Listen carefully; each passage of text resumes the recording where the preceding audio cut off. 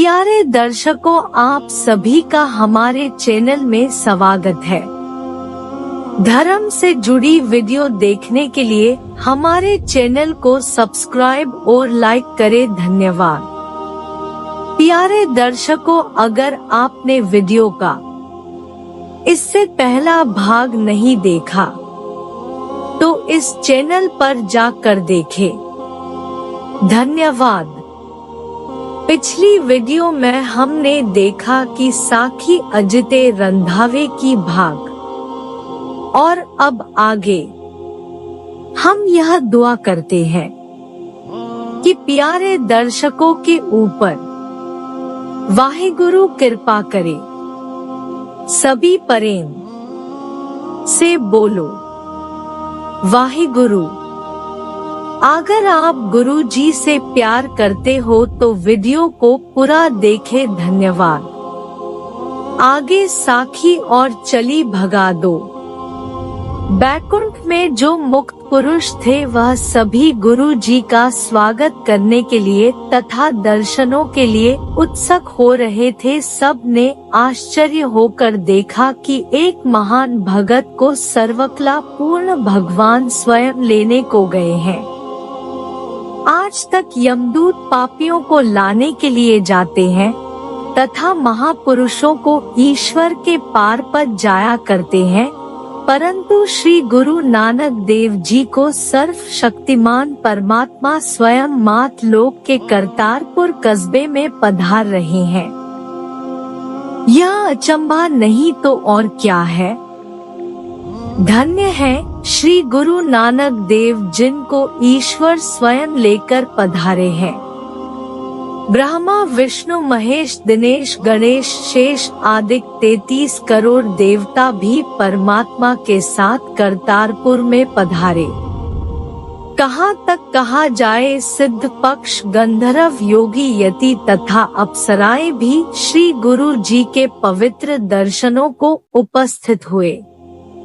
तब गुरु जी ध्यानावस्था से उत्थान अवस्था में होकर भगवान को नमस्कार करने लगे तथा कहने लगे, मेरे अहोभाग्य है जो आज मैं अजन्मे भगवान को धर्म चक्षुओं द्वारा देख रहा हूँ।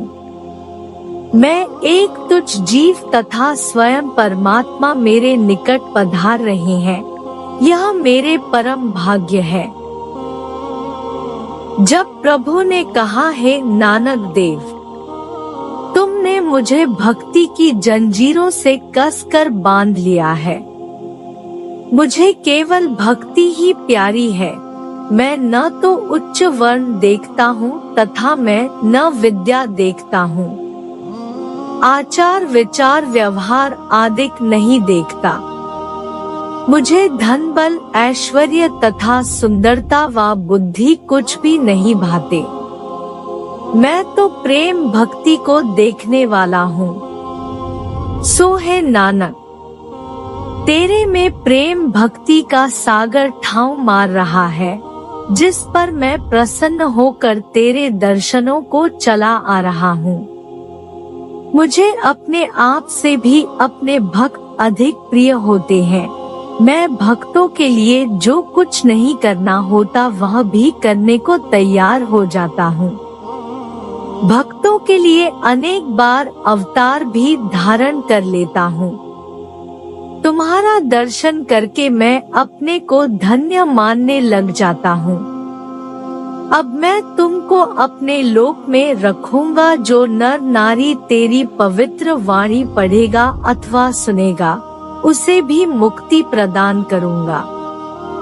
सन्मत विक्रमी 1596 अश्विन वदी दशमी के दिन श्री गुरु जी को साथ लेकर सर्वशक्तिमान परमात्मा अपने बैकुंठ लोक चले गए, अर्थात अश्विन वदी दशमी के दिन 1596 सम्मत में गुरु नानक देव जी महाराज का महाप्रस्थान हुआ। प्रहर रात्रि शेष थी जब गुरु जी महाराज की पवित्र ज्योति उस महान ज्योति में तदाकार हो गई, जैसे घट का जल समुद्र के जल में अभेद हो जाता है। सारे परिवार में शोक के बादल छा गए, सभी के नेत्रों से जल बहने लगा। तब मुसलमान पठान मिलकर दर्शनों को आ गए।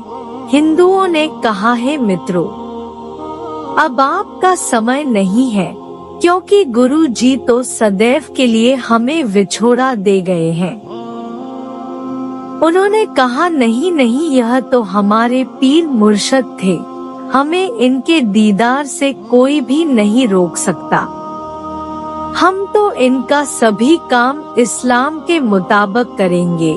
हिंदुओं ने कहा, नहीं नहीं, श्री गुरु नानक देव जी पूर्ण हिंदू थे, क्षत्रिय के सूर्य थे, मुसलमानों को कोई अधिकार नहीं है। इनको विधि के अनुसार जलाया जाएगा। कौन है जो इनको अंध मत के कहे?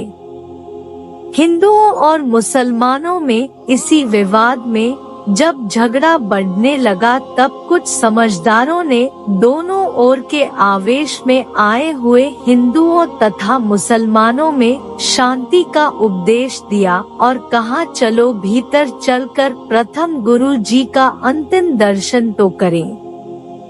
जब सब लोग भीतर आए, जहां गुरु जी का 5 भौतिक पवित्र शरीर पड़ा था, वहां आकर देखा तो बस केवल चादर ही चादर थी, शरीर का कहीं नाम तक नहीं था।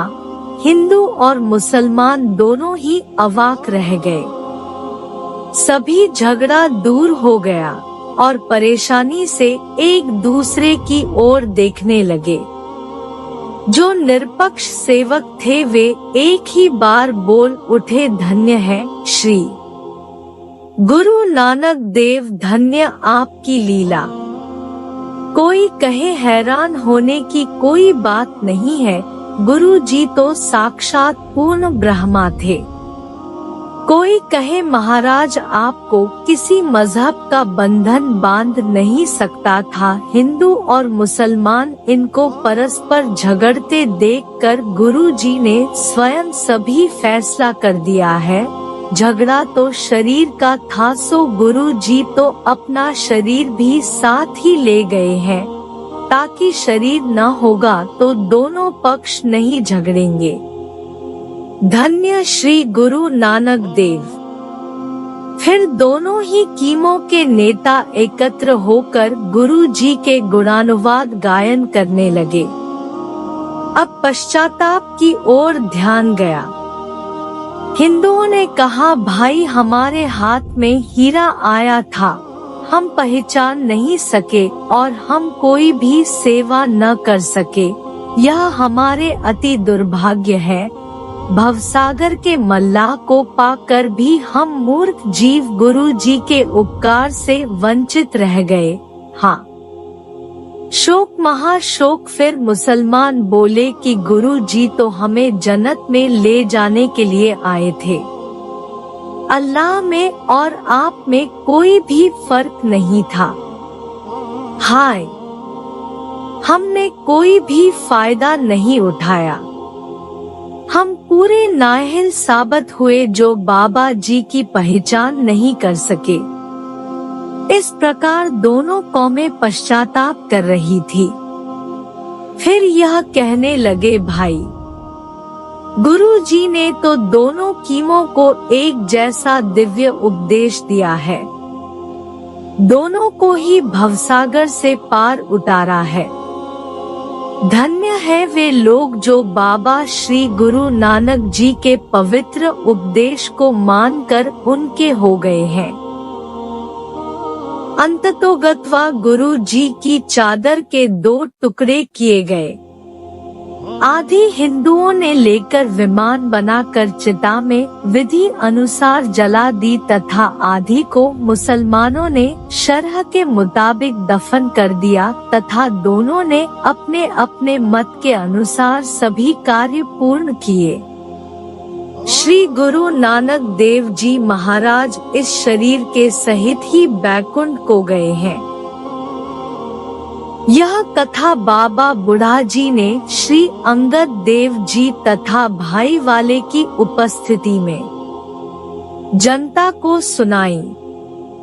तब गुरु अंगद देव जी ने फरमाया, है सज्जनों, जो भाग्यवान पुरुष श्री गुरु जी के उपदेश को मानेगा और बागी पड़ेगा, धर्म कर्म में मन लगाएगा, श्री गुरु जी की साखियाँ लीला सुनेगा या सुनाएगा, वह नर नारी मुक्ति को प्राप्त करेगा और अंत में श्री गुरु जी के पवित्र धाम में जाएगा। फिर भाई बाला ने प्रेम से प्रणाम किया और कहा, इन महान पवित्र साखियों को लिखने लिखाने वाला भी मोल पाएगा।